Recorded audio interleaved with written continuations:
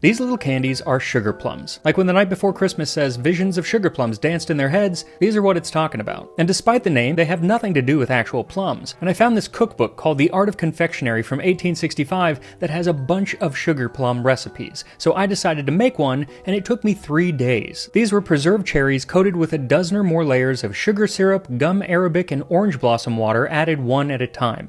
I used a hairdryer to speed up the drying time. They're added in a process known as panning, which can be done by hand if you have a team of workers to help, or with an attachment on a KitchenAid stand mixer if you don't. Now while these sugar plums are filled with cherries, sometimes sugar plums could be filled with a nut or caraway seed or even medicine. The most common seem to be purging sugar plums from the 18th century, and those were meant to get rid of worms. But mostly sugar plums were just a kind of candy. These turned out sort of like a cherry-filled gobstopper. So instead of the sugar plum fairy and the nutcracker, I guess it could have been a gobstopper fairy.